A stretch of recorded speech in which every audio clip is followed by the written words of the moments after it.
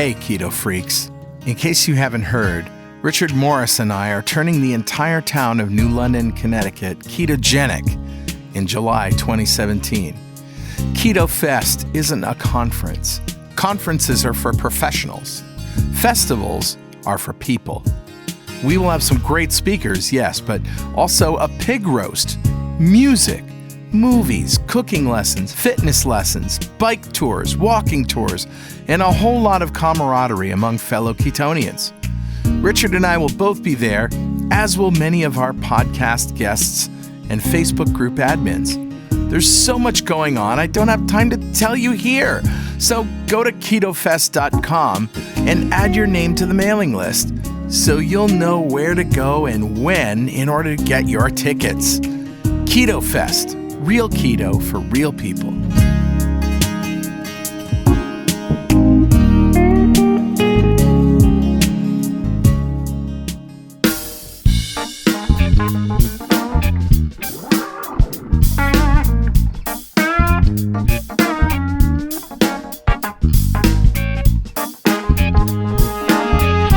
Welcome back to Two Keto Dudes. This is Carl Franklin from Connecticut in the United States. And in February of 2016, I put myself on a ketogenic diet to take control of my metabolism. In just 2.5 months, I managed to reverse all my markers of type 2 diabetes with diet alone. As of now, I'm 80-ish pounds lighter with no signs of diabetes or heart disease. Hi, I'm Richard Morris in Canberra, Australia. I've been on a ketogenic diet for over 2 years. When I started, I was very sick with complications from type 2 diabetes. Within 6 months of starting a ketogenic diet, all of my biomarkers of disease had disappeared. I've also lost about 80 pounds and I've completely turned my health around. And this show is a document of my progress through ketosis and Richard's experience thriving for years in ketosis. Yeah. And hopefully that might help a few people who are curious about this kind of dietary hacking. Yeah, we're not doctors. We don't want to give anyone any medical advice, but we are keen to share our own experiences. We're actually both software developers, so we're not afraid of a little technical detail, are we, Carl? Nah. We have done some research into our own deranged metabolisms and the science behind that. We hope to share some of that research. Where possible, we intend to put links in the show notes to cite research supporting any claims that we make. And you'll probably work out pretty quickly that we're both foodies. Oh, yeah. We love to cook and we love to eat, don't we, Richard? Mm-hmm. We sure do. In every episode, we both share a keto recipe that cannot be ignored. Absolutely not. So this is no different. So let's start podcast episode 41, Friends and Family.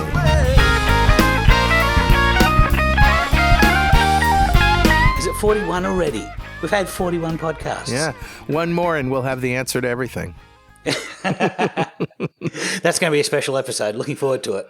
Well, the ketogenic diet seems to be the answer to everything, so I think so. It'll be an Let's appropriate talk about show. that. Yeah. So do we have any corrections or apologies from last week, my friend?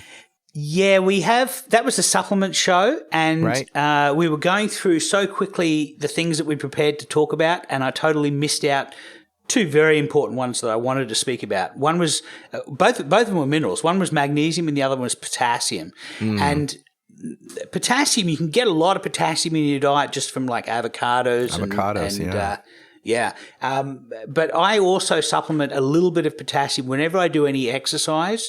Right. I will often have like light salt, which is half potassium chloride, half sodium chloride, and I'll have a little bit of that in water, and that and maybe a little bit of magnesium, which is the other thing that I wanted to talk about.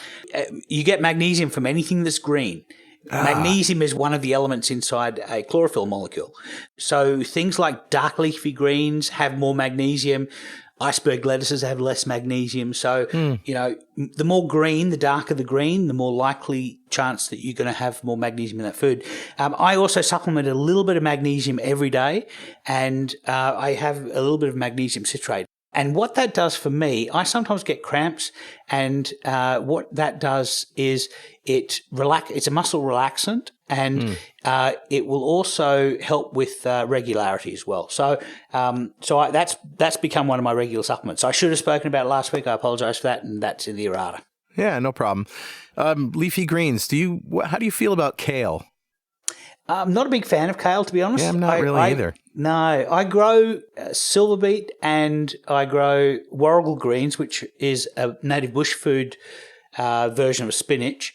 Like we had creamed warrigal greens tonight with steak, with a Wagyu steak for dinner because it was fast breaking time. I love spinach. Yeah, I love spinach. And I mean, I heard an interesting podcast actually from Sarah Hallberg, and she says that when she recommends to people how to go about formulating their ketogenic diet, she always says, if you have vegetables, always have them with fat. So if you do spinach, do it with cream cheese or with butter, or so always make sure that you're adding fat to your vegetables. And yes, ma'am. All I can do is stand up and salute that, because that is absolutely awesome. That's the way to eat vegetables, kids. It is. Yeah, it is. That's why we didn't like them for all those years, because there was never any fat. Steamed vegetables with no fat on them. Ugh. Yeah. No. Yeah. But cauliflower or broccoli with cheese on it, how good is that? It's so good. Yeah. Anything blasted in the broiler with a little olive oil and salt and pepper. Yeah. You just can't go wrong. Oh, yeah. All right. Well, let's recap what the ketogenic diet is. Sure. We like to keep below 20 grams of carbs a day. Yeah. And that comes from incidentals like green leafy vegetables, maybe a couple of nuts. Yep. And absolutely no bread, no starch, no sugar. It's just amazing how when I tell people about the ketogenic diet and they think of, low carb, and they look right at you and say, so is sugar got carbohydrates? Kind of does. It's really funny. Does bread have carbohydrates? Does bread have What about rice? Yes. Yeah. People just don't know, They know what has fat, but they really don't know what has carbs. Yeah, I tell people sugar and starch, and that's people know that sugar and starch are two different things. What they don't realize is that starch is just a bunch of sugars all lined up together. Unsweet sugar. Yeah, pretty much. Well, so we get 20 grams of carbs or less. Protein scales based on the amount of lean body mass that you have. That's right. And we go by 1 to 1.5 grams of protein for every kilogram of lean body mass you have. Yeah. And that's worked for me for now 31 months, and I've been pretty happy with that. So, but if you're working out a lot, if you're building muscles, you're going to need more protein. Right. If you have a fairly sedentary life, you may need less protein. So you really have to dial that in, and it's going to be unique to you as an individual. Yeah. But carbs and protein really are. You want to have a minimum of that, because both of those will cause you to produce insulin. But the critical thing for keto is we're getting all of our energy from fat. Yeah, fat's where it's at. Fat's where it's at. And fat doesn't raise your insulin. And certainly for those of us who are insulin resistant, that then tips you down a really nasty cliff. Yeah. But get your energy from fat. And that's why we say fat to satiety. Yep. So it either comes from the fat that's on your plate or the fat that's on your body. It does. One of the other or both. And we have a little tenet here that if you're hungry, reach for some fat. Yeah. Eat a little butter, eat a little coconut oil. And when you're satiated, don't eat any more. Yeah, that's right. We haven't talked about fat adaptation in a while. Keto adaptation, fat adaptation. And there's a difference between being in ketosis, which happens, after a few days of eating low carb, high fat, and then being fat adapted, whereas every cell in your body is really good at burning ketones for fuel. Once you're fat adapted, which takes 4 to 8 weeks, it's going to take 7 or 8 weeks to undo all of that. Yeah. So this is why we like to say, just get fat adapted. The first 4 to 8 weeks are going to be the hardest, because once you're there, you have metabolic flexibility that you didn't have before. And that you don't stop getting better after that 4 to 8 weeks. I was lucky enough to go to a lecture with Steve Finney last week that I won't shut up about. Yeah, that's right. But name dropper.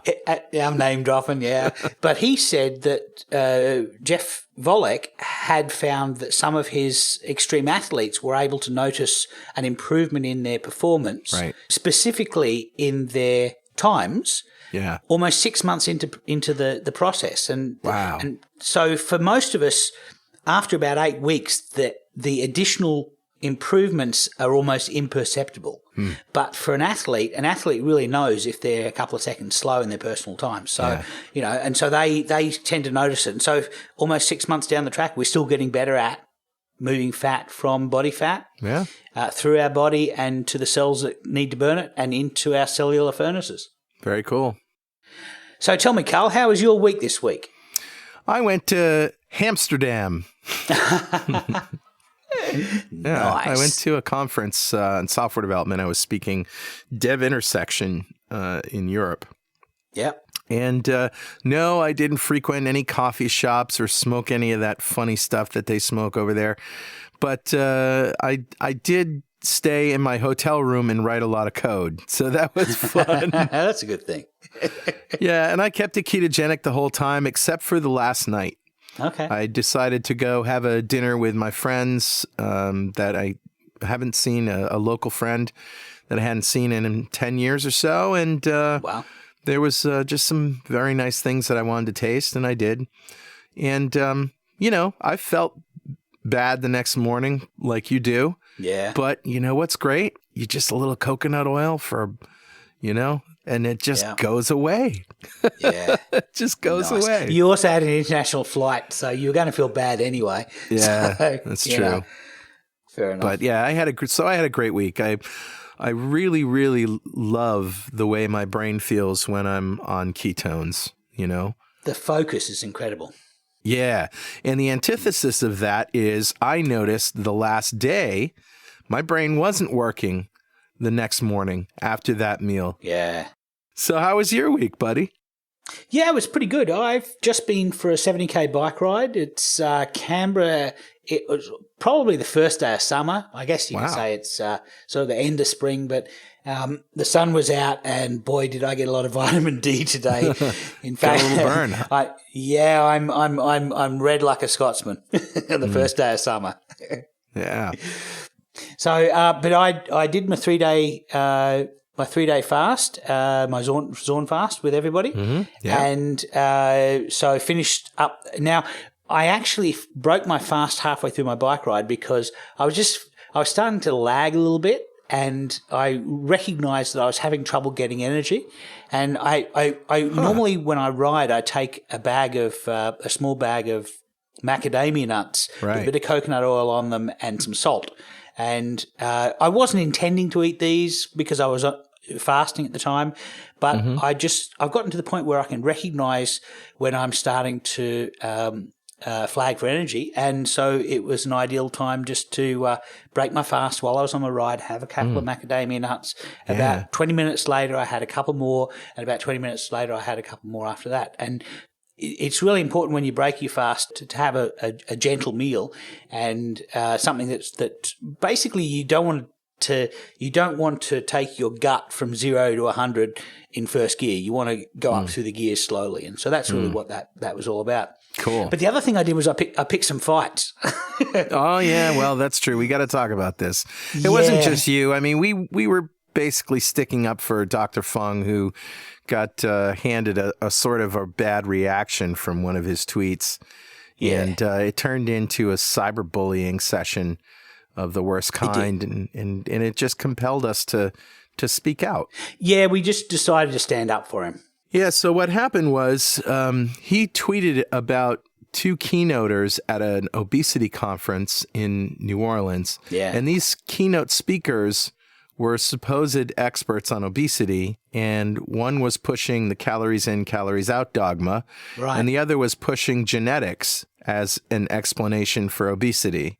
Yeah. And so Jason, knowing the real cause of obesity is insulin, decided to be flip as he is.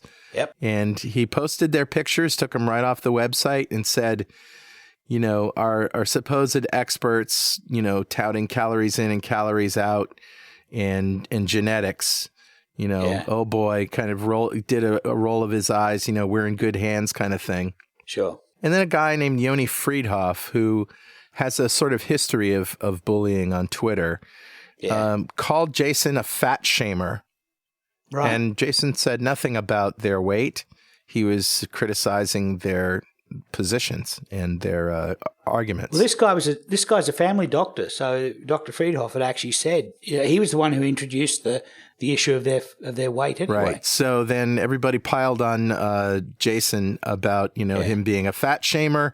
So this woman who took Yoni's tweets and wrote a blog post about it basically didn't know anything about what Jason has done. Right. And what how he has cured his patients of type 2 diabetes. And thousands of patients. Yeah. Yep.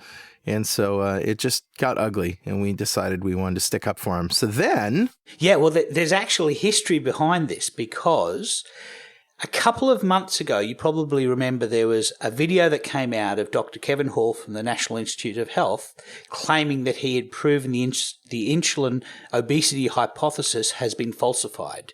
Right. And it was a poster presentation. Mm-hmm. So it was very early. It was before it even been accepted for publication. Mm-hmm. And he was getting out over his skis. And Jason Fung wrote a point-by-point refutation of Kevin Hall's analysis of his data, showing that his data did not support his analysis. Right. So he basically pantsed the guy in public. Yeah. And the interesting thing about that was that the videographer of that presentation was Dr. Friedhoff.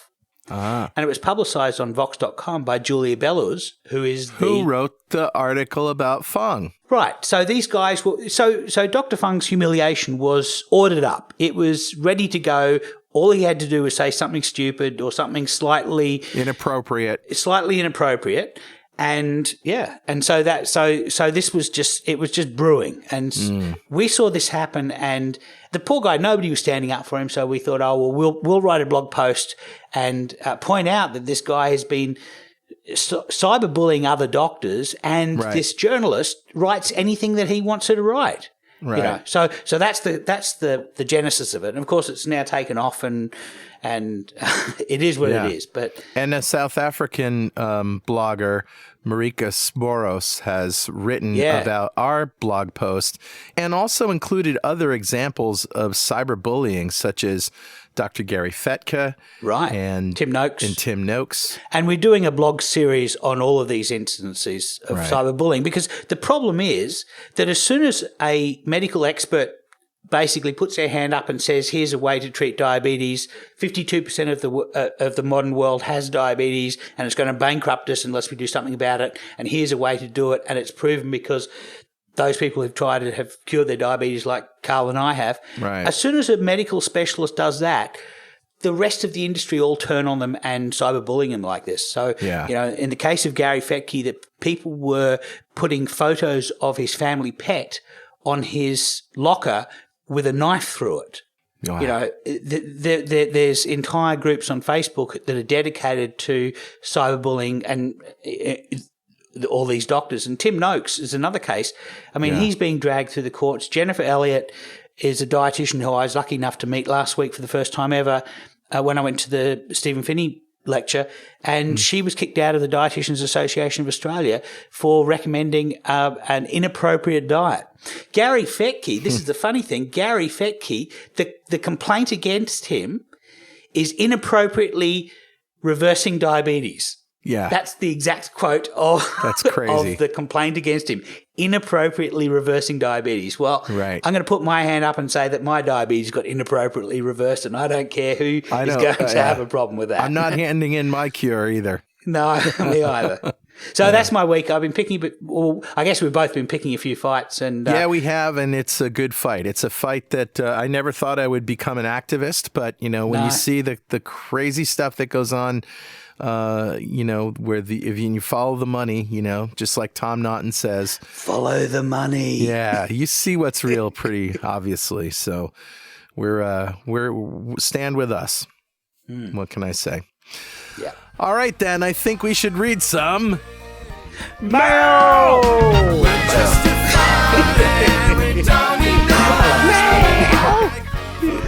Mail. What we got? Well, we've got one from Greg Trantham from our Facebook group, and he says that he went to an office party that had a Thanksgiving feast, and he'd mentioned to his wife that the stuffing sure did look good and smell good, a rare and difficult temptation. Obviously, for somebody who's keto, you don't want to go for the stuffing. But when he got home, he found that his non-keto mother had sent over some keto cauliflower stuffing for him. Mums are so awesome. That is great. You know, and because we're talking about friends and family, you know, the moms are probably going to get a bad rap because they're the ones that don't understand. But this is awesome. Yeah, I've got a good mum story, actually. As you know, my mother's a bit of a fruit bat. She likes She gets most of her calories from fruit, so you know that is what it is, and it doesn't appear to have harmed her. So we don't share that ability. But because when I eat fruit, it severely deranges me. Yeah, severely deranges my metabolism. But so anyway, Julie and I were up in Queensland where my parents live. About a year and a half ago, and I'd been in keto for, I guess, maybe almost a year at that point, and I'd lost a lot of my weight, and all my diabetic complications had gone, and everybody was congratulating me and saying how awesome it was because they know how difficult it had been for me. Yeah. And we were having dinner at my parents' place. Now, normally dinner at my parents' place is what my mother wants to eat.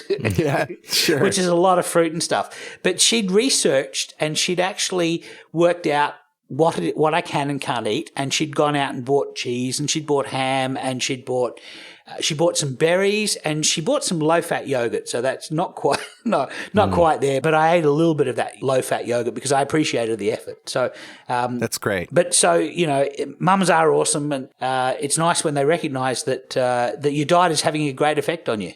I think my mother's coming around. She has, you know, she's been a whole grain fruit, you know, lots of whole grains all her life, and I think she secretly eats sweets when nobody's looking, kind of thing. But anyway, but I think she's coming around. She's coming over for Thanksgiving, and as my children are as well. And we're gonna I'm cooking keto, and we'll see what happens. Nice. All right. So here's a message from our Facebook group, and this was posted November 18th by Karen Holmquist, and she says, "It's official. I won." Okay. Congratulations, Karen. Tell her what she won, Carl. All right. Well, she says, after 10 weeks of competition, I beat out 48 coworkers to take the title of biggest loser. Ah, you big loser. Yeah. 48. Wow. That's Number impressive. one. So she says, I'm $200 richer and 12% body weight lighter than I was 10 weeks ago.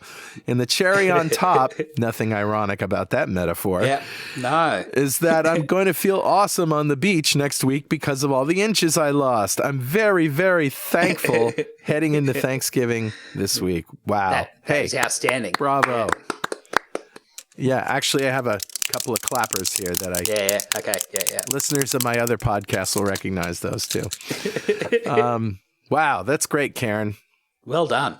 Yeah, I almost think it's an unfair advantage, you know, ketogenic diet going into a Biggest Loser competition. Yeah, it kind of is. You can just crank the weight down.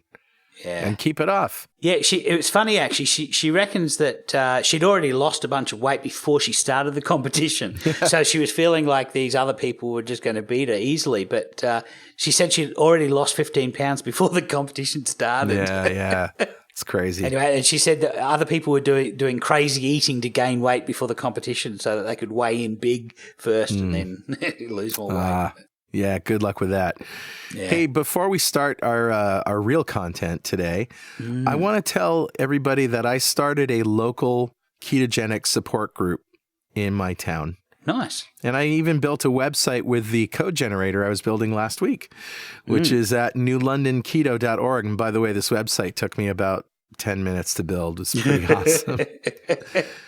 So basically, I've decided I want an official group that my doctor can send people to, that local people like Steve and Jeannie Siegel and Les Haley and some other friends of mine who are all doing keto and being really successful with it, Mark Miller, Karen Menchikati, they can all come and help people who want to learn more in a no shame, no blame kind of welcoming community. Somebody asked on our forum, what's the next phase after keto? And I really think that the next phase after getting yourself sorted out is helping other people. And that for us that's been like the next rocket boost, is to do the podcast, try and help other people go keto. Yes. And for me, that has actually helped me stay on keto by helping other people. So.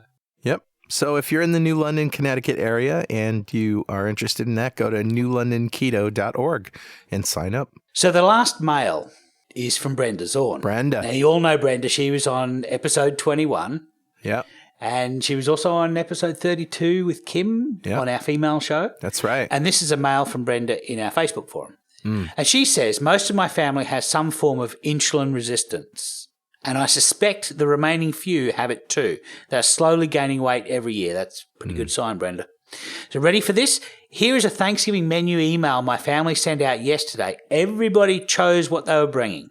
My daughter is bringing a turkey with bread dressing. And my oldest brother, who is very sick with type 2 diabetes mellitus, and he's on max medication, he's bringing cranberry sauce and a pie. Oh, nice. My recently diagnosed pre-diabetic older sister is bringing mashed potatoes and pie.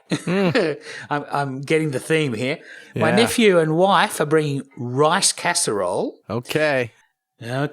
My mother, who has just had her first abnormal A1C, is bringing rolls. Yeah. And my youngest brother is just diagnosed with metabolic syndrome, is bringing pie, Cool Whip. What the actual F? Cool Whip. Cool Whip. Cool Whip. And then she says, I'm bringing a green salad and a faux-tato salad. That's F-A-U-X, faux-tato, made with cauliflower, cheese and salami, a cheese ball with raw veggies, pickles, and an olive tray. And then she says, FML. They're in denial. Dinner for 12 people and bringing 3 pies. 3 pies. Unbelievable. She goes on to drop a few other expletives and ends with toes are better than pies. Oh, dear. Yeah. And this message got us thinking that, we're just about on the cusp of Thanksgiving here. We're recording this on the 20th. So 6 days after this comes out, or 7 days after, it's going to be Thanksgiving. And people are going to have to deal with their friends and family. And here's a perfect storm right here. You've got a bunch of people in denial. They just want to have their pies and stuff, and they don't want to be lectured about keto this. Or I've actually had people in my family tell me, we were going to take a ride somewhere, and this person says, don't say a word about keto. No keto, all right? It's like, fine, whatever. Yeah. So obviously, there's this tension that is happening, especially among your family, but friends too. Yeah, I think there's a couple of things. We've got to, sometimes your family are going to be worried that you're losing weight so quickly, because you do when you go keto. Yeah. And the diet does look bonkers. If you've been brought up on the food pyramid, on a lot of whole grains and very little fat, being a reasonable, moderate diet, and then you meet somebody who's losing weight by eating a lot of fat and no whole grains and no healthy fruit and no healthy vegetables like potatoes and beets and all, you're gonna be concerned, especially if you're a family member. So that's one thing about family, is how do you talk to family about the ketogenic diet? How do you allay their fears? Because there's different styles, right? I mean, and this is what we asked people to give us their feedback. We did, yeah. Yeah, we want to know, what do you do about these people in your life who could use a little keto, but what worked, what didn't? Are you a militant interventionist, a peaceful example setter, or somewhere in between? Yeah. Are you just in it for yourself, or do you feel compelled to share your experiences with the sick among us? And what do you feel is the best way to help loved ones understand, or do you just not bother? Yeah. So we had a whole bunch of responses to this, and I put a post out there, and I quoted Brenda's post, and which she already had gotten a lot of great responses. Yeah. But I have an idea, first of all, which is, for those who don't understand that, why you just can't have a little bit of mashed potatoes. because that's Surely you can have just a little bit. You can have just a little bit. Yeah. How many times do you get that? Right. So here's what I would suggest doing. At dinner, before you dig in, take out your blood meter, stick your finger, put a little blood drop on there. Sure. And, everybody's going to go, what are you doing? I said, I'm just testing my blood sugar. And then pull up the number, and you probably won't have eaten for a few hours. So your blood sugar, if you're a keto person, is going to be hovering around 100, right? Yeah. Hopefully. Yeah. And then you eat some fat and just say, you know what I'm going to do? I'm going to just eat all this meat and, I'm eating my keto stuff and some fatty meat or whatever. And then about, don't have any mashed potatoes, don't have any carbs. And then about a half an hour later, pull it out again. Yep. And say, okay, went up a little bit, which it probably will, right? A little bit of protein will do that. Yep. Show the number. Yep. And then say, you know what? I think I'll do an experiment. I wonder what would happen if I ate some mashed potatoes, just a couple of bites. Yeah. And you know what's going to happen. Yeah. Your sugar's going to go bonkers because mashed potatoes goes right to sugar. Yeah. In your system, right? So do the experiment. Or a bit of bread, a slice of bread. Yeah. A slice of dry bread with no butter on it. Yeah. That is really confronting to people who are in the mode of thinking of whole grains as healthy and fat as bad for you. Yeah. Just eat a slice of bread with a slice of whole grain bread. Make sure, don't go for the white stuff. Get the whole grain stuff because that's better for you, right? That's right, because everybody thinks that mashed potatoes, we can all agree that those are bad, right? Okay. Yeah. Especially if you put butter on them. Yeah. Got to use that light gravy. Yeah. Yeah. So you're right. Actually, you're right. A slice of whole grain bread. And then a half an hour after that, you see the difference. And you show them and say, that's why I do what I do. Because this high blood sugar is killing me. Yeah. Yeah. There was a show once on TV in New York where Dr. Bernstein did this thing with glucose sticks. Now, these are dipsticks that you dip into urine that tells you how much glucose is in your urine. And what he did was he was debating a dietitian on TV, and she was saying the same kind of thing. Whole grain bread is healthy for you. All this fat is not healthy for you. And what he did was he took a piece of the whole grain bread, chewed it up, so he basically covered it with saliva. Now, saliva has an enzyme in it that starts breaking down all of that starch into glucose almost immediately. So he chewed it around his mouth for like 30 seconds, and then he spat it out and took the dipstick and put the dipstick in it, and it indicated that it was absolutely full of sugar. Yeah. And the dietitian at that point just had no comeback. I mean, that's pretty much it, So, but I've not seen those dipsticks since, and it wouldn't work, I don't believe, with the blood meters, unfortunately. No, probably not. We can certainly do the test. You can do the test by eating some bread yourself, and take one for the team. It's going to mean take one for the team. That's right. Yeah, you're going to be craving for the next day, and just let your family know I did this for you. Right. I'm going to crave sweets for the next day, and I have the self-control to get past that. Yeah. And then eat some coconut oil. That's right. And some butter. Eat a spoonful of butter right in front of them. That's right. There you go. So let's read some responses that we got from this post. This one's from Andrew. He says, I've been trying to get my mom to try keto.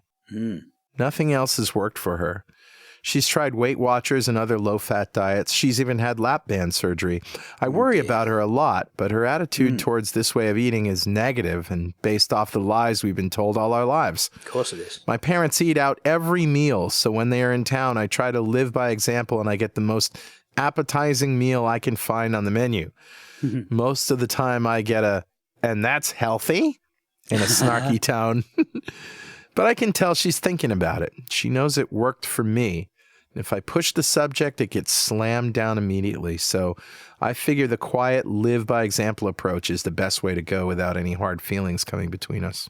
Yeah, I think that's a good plan, because live the example you want to see in others. Or live the change that you want to see in others. Right. And in this case, you share genetics. And so the things that affect you are probably affecting them in the same way. And even though genetics loads the pistol, Yeah. Your diet actually pulls the trigger.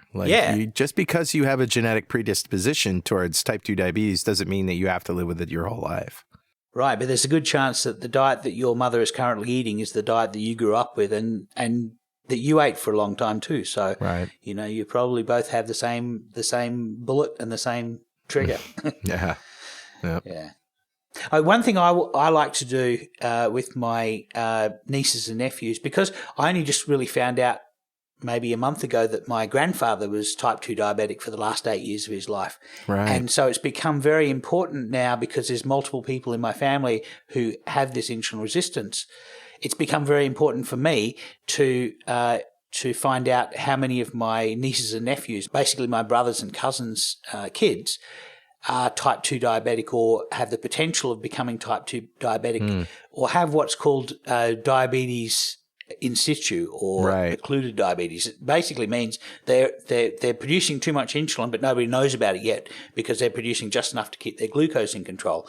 And then 10 years down the road, 15 years down the road, their glucose goes out of control and the doctors say, oh, you might have a problem with diabetes, but you've had it for 15 years. Yeah. It's been very important for me to get some of my nieces and nephews when they, I guess in their 20s, in their early 20s is probably a good time because that's really when it started going south for me.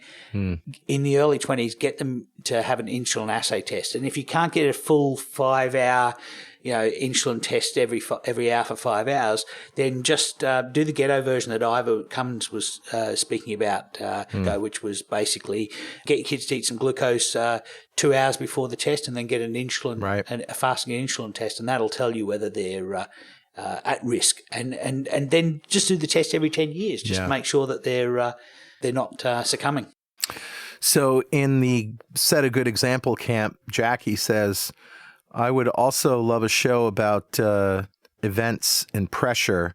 You can't have just a little piece of pie. Fruit is healthy. And that sort of speaks to my solution, which is to do a live example right at dinner in front of your family. And then she goes on to say, oh, and I think the best way to help is being a good example. I just started September and I've lost 13 pounds and I want to lose another 40. So when people see that, they will wonder.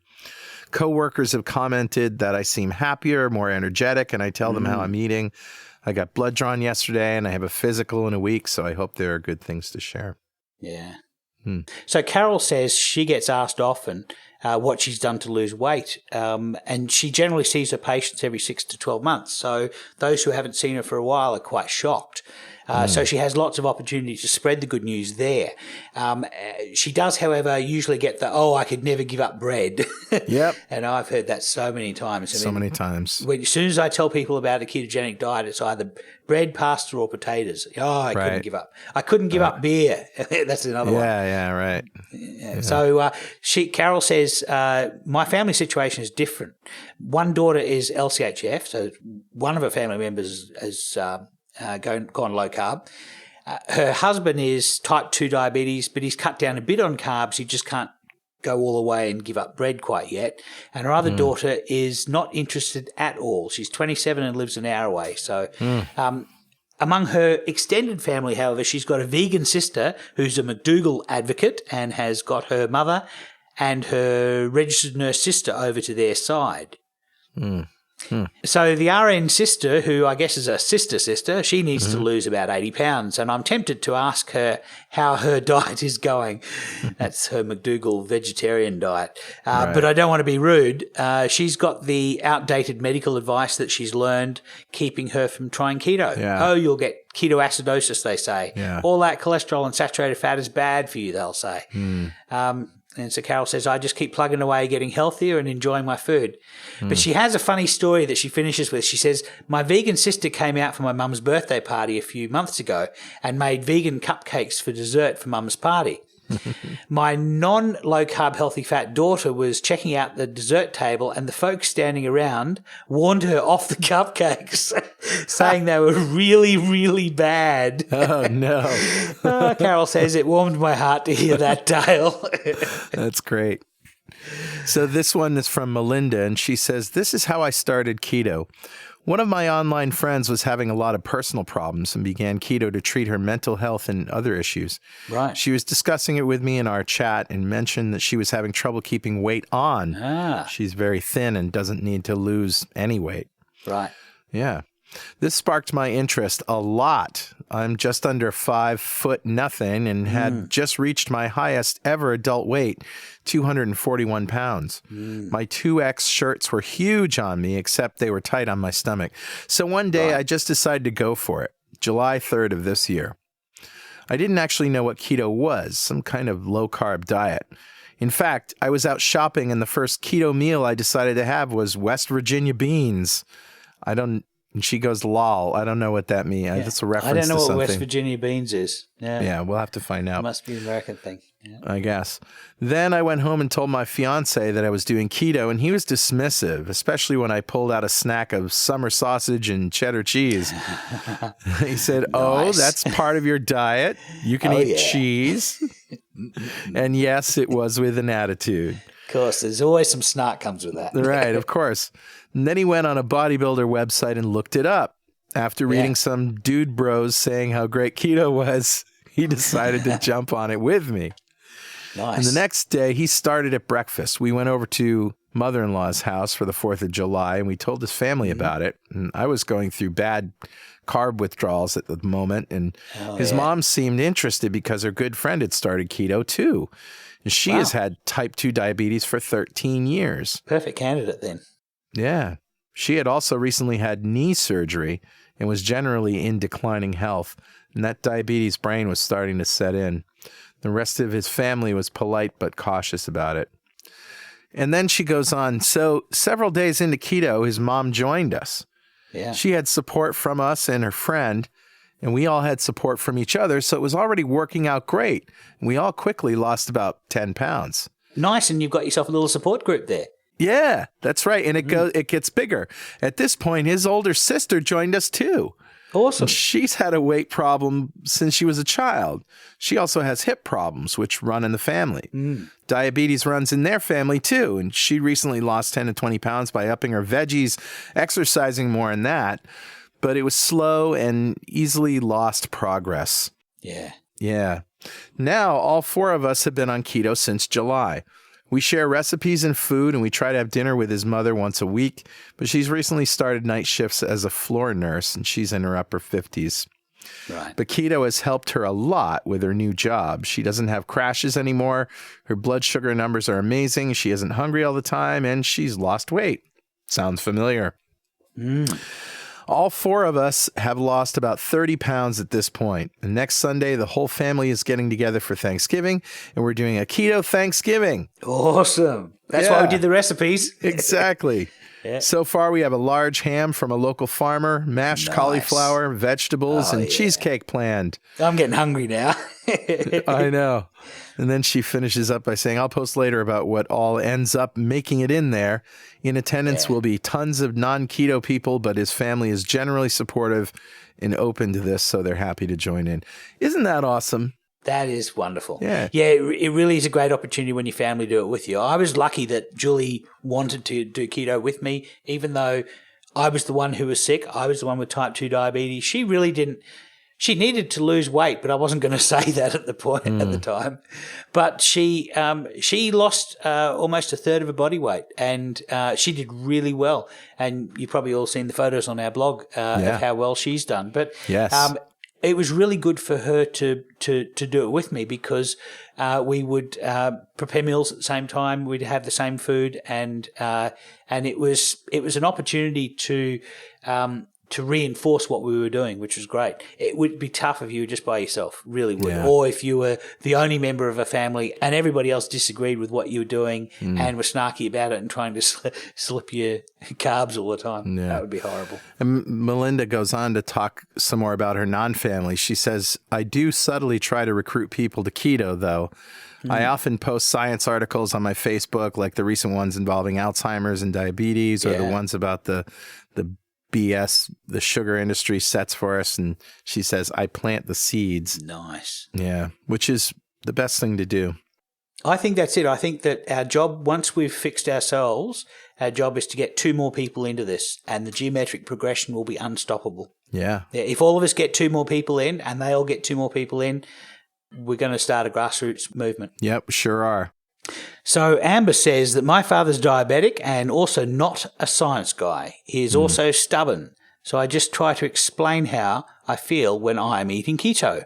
He has started ordering his burgers on lettuce wraps. Awesome. It's a start, but he has a long way to go. I'm more peaceful in my talking about it.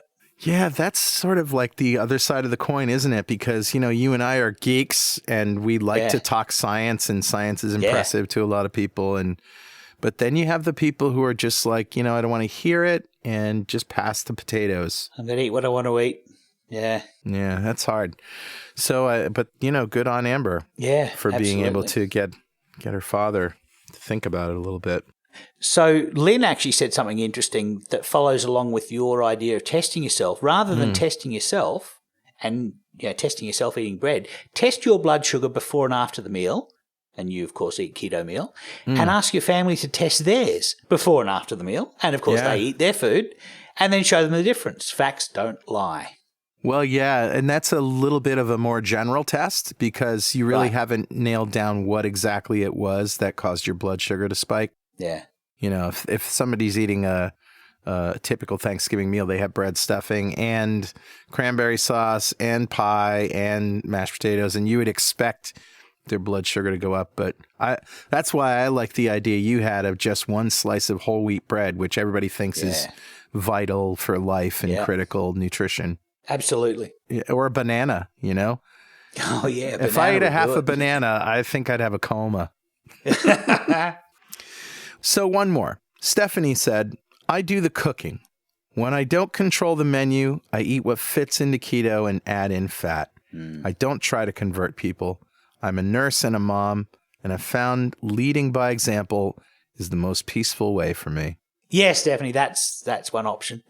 Yeah, I'm a little bit more controversial. I like to get in people's faces and explain to them the science and why they should be doing it, and the fact that they share genetics with me in the case of my family, and why they really should be at least considering this, because they could be just like me, killing themselves, rotting themselves from the inside, and not even be aware of it. Yeah, and I suppose you just have to walk that line. You have to figure out what's going to be most effective for you. And certainly in my circle of friends, just being the example has worked a lot. But I've also posted a lot of things on my Facebook page, my personal page. Yeah, every month you do something. You do a story about your keto. You do before and after shots really make a visceral difference to people, because they can see. And especially they can. The thing I've really noticed about our Facebook group, we've got over 8,000 people there. By the way, congratulations, Carl. We have 8,000 people. Yes, congratulations, Richard. We have 8,000 people. That happened this week. So, and our most popular podcast so far has had over 90,000 downloads. So that's right. There's another benchmark.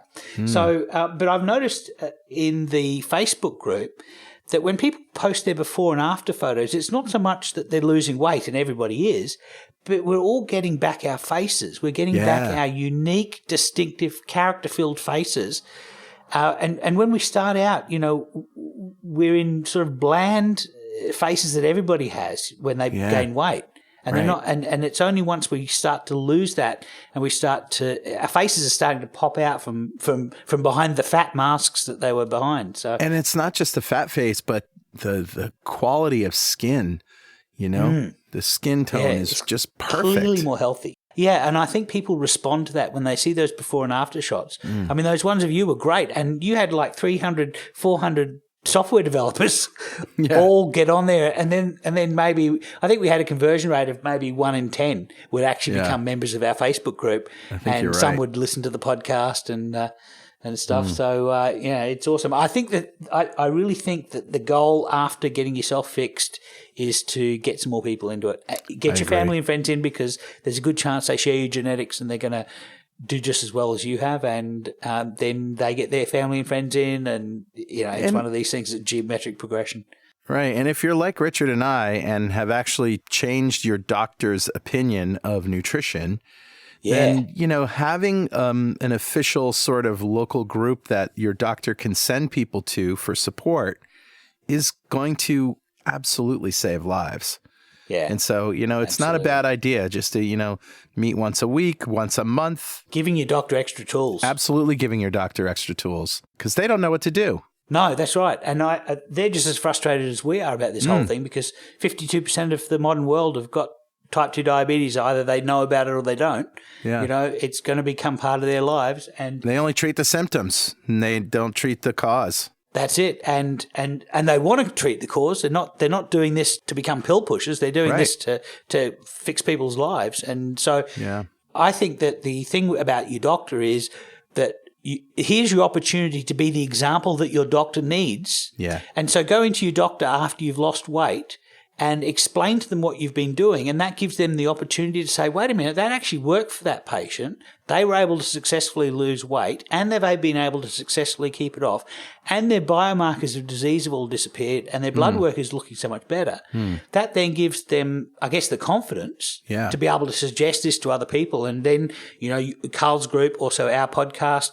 I know my doctor sends people to our podcast often. Yep, So, you know, that's another thing. And the opportunity, if you can be the example that your doctor needs to have the confidence to recommend it to other people, then they're going to see between 1,000 and 10,000 patients a year, every year, who may have exactly the same problem. So there's a great opportunity if your doctor gets confidence with this and starts saving people's lives, then there's a great opportunity to affect a lot of people. Yeah, well said. And with that, I'm getting hungry, Yes. so let's get some Recipes!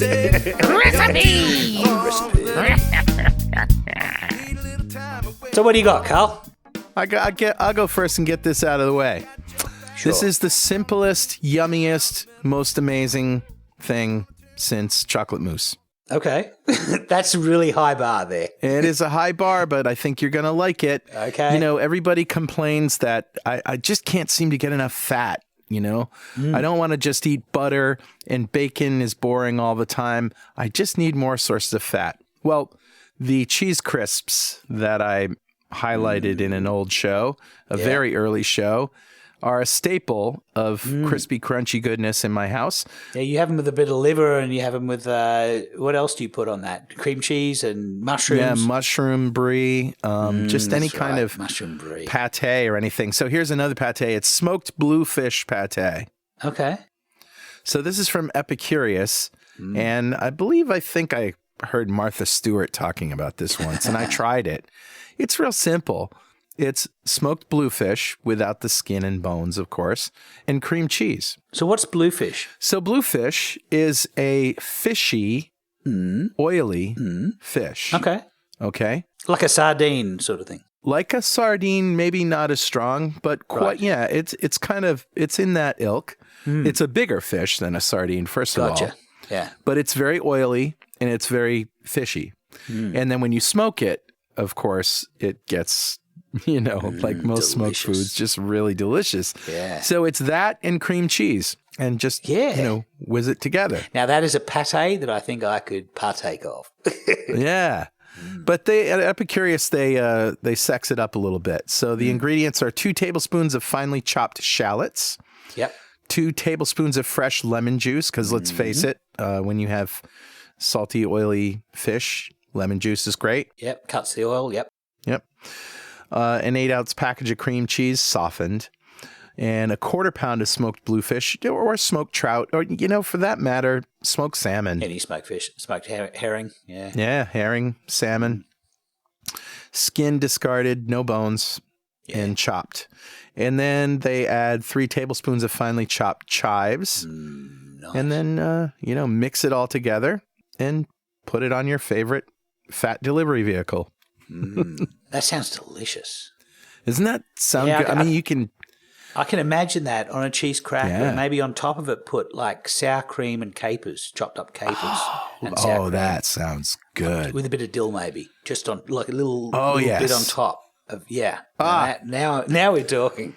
All right, well, now I have my appetizers for Thanksgiving. Yeah, that's not that little bit of sour cream and dill. That's not going to be my recipe. I've got a different recipe though. All right, so what do you got? This recipe is Julie's recipe, and she's been making it ever since we went low carb. And in fact, she used to make it before we went low carb. So it's just a regular recipe. So this is Julie's low carb red cabbage.